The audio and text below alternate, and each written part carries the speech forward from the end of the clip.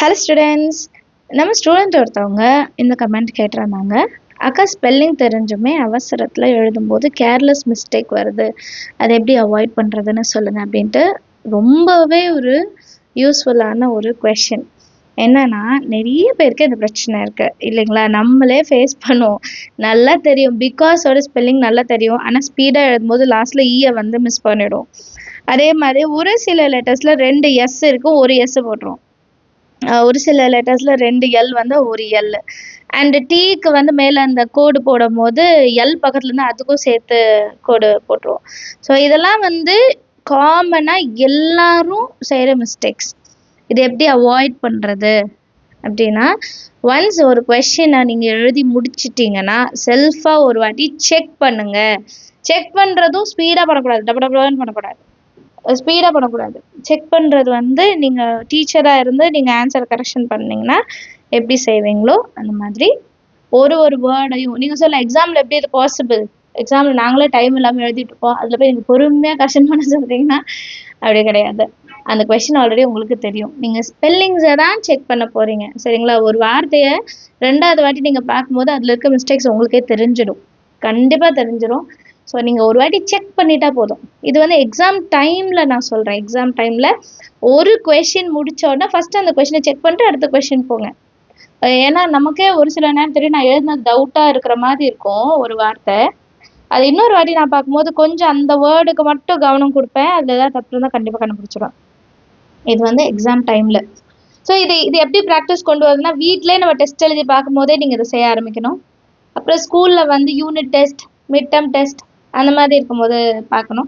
So that நீங்கள் main exam எழுதும்போது 3 hours exams எழுதும்போது, குவார்ட்டர்லியாக இருக்கட்டும், ஹாஃப் இயர்லியாக இருக்கட்டும், அதில் எழுதும்போது உங்களுக்கு வந்து அந்த ப்ராக்டிஸ் வந்துடும், சரிங்களா? ஸோ நெக்ஸ்ட் திங் என்னென்னா, ஒரு கொஷின் படிக்கும்போது ஒரு சில லெட்டர்ஸ் நமக்கே தெரியும், இது கொஞ்சம் கஷ்டமாக இருக்குது, இது கொஞ்சம் பெருசாக இருக்குது, இதை ஞாபகம் வச்சுக்க முடியுமான்னு தெரியறத டி வேர்ட்ஸ் மாதிரி சைடில் நோட் பண்ணிக்கோங்க. டிக்டேஷன் வேர்ட்ஸ் மாதிரி சைடில் அந்த லெட்டர்ஸை மட்டும் நோட் பண்ணி வச்சுக்கோங்க.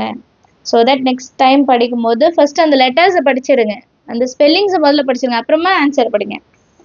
இதனால தான் நமக்கு ப்ரைமரி கிளாஸஸ்லலாம் ஃபஸ்ட்டு டிக்டேஷன் வேர்ட்ஸ்னு ஒன்று கொடுத்துருப்பாங்க. ஏன்னா அந்த லெசனில் இருக்கிற பெரிய பெரிய வேர்ட்ஸை தனியாக எடுத்து எழுதி முதல்ல அதை ப்ராக்டிஸ் பண்ணுவாங்க. அப்புறம் ஆன்சர் த ஃபாலோயிங்லாம் நீங்கள் படிக்கும்போது ஈஸியாக இருக்கும், ஏன்னா ஆல்ரெடி டிக்டேஷன் வேர்ட்ஸில் அது படிச்சிட்டோம், இப்போ ஆன்சர் மட்டும் படித்தா போதும் அப்படின்ற மாதிரி இருக்கும். சேம் டெக்னிக் ஃபாலோ பண்ணுங்கள். இது வந்து தமிழில் நிறைய ஸ்பெல்லிங் மிஸ்டேக் வரவங்களுக்கும் இதே நீங்கள் அப்ளை பண்ணலாம், சரிங்களா? ஸோ இவ்வளோதான் விஷயம். ஸ்பெல்லிங் மிஸ்டேக் அவாய்ட் பண்ணணுன்னா நீங்கள் இந்த 2 விஷயம் ஃபாலோ பண்ணுங்கள். ஒன்று, கஷ்டமாக தெரிகிற வார்த்தைகள் இல்லைன்னா ஒரு 6 லெட்டர்ஸ் மேலே இருக்குதா, அதை தனியாக எடுத்து நோட் பண்ணுங்கள். அந்த கொஷினுக்கு சைட்லேயே பென்சில் எழுதி வச்சுக்கோங்க, இல்லைன்னா அந்த கொஷினை படிக்கும்போது அண்டர்லைன் பண்ணி வச்சுடுங்க. அந்த கொஷினை படிக்க முன்னாடி ஃபஸ்ட்டு இதோட ஸ்பெல்லிங்ஸ் எல்லாம் படித்து எழுதி பார்த்துடணும். அது கரெக்டாக வந்த பிறகு நீங்கள் ஆன்சர்ஸ் படித்து எழுதும் போது ஸ்பெல்லிங் மிஸ்டேக்ஸை ஒரு 95% அவாய்ட் பண்ணிடலாம், சரிங்களா? பேலன்ஸ் நீங்கள் செக் பண்ணுறதுல இருக்குது, சரிங்களா? ஒன்ஸ் செக் பண்ணிட்டீங்கன்னா உங்களுக்கே தெரிஞ்சிடும், ஓகே கரெக்டாக எழுதியிருக்கேன் அப்படின்னு சொல்லிட்டு. ஸோ தட் நம்ம கொஞ்சம் நிம்மதியாக எக்ஸாம் பேப்பரை கொடுத்துட்டு வரலாம், சரிங்களா? இவ்வளோதான் விஷயம். ட்ரை பண்ணி பாருங்கள். வேறு ஏதாவது டவுட் இருந்தால் மறக்காமல் கமெண்ட் செஷனில் கேளுங்க. தேங்க்யூ ஸோ மச் ஃபார் வாட்சிங்.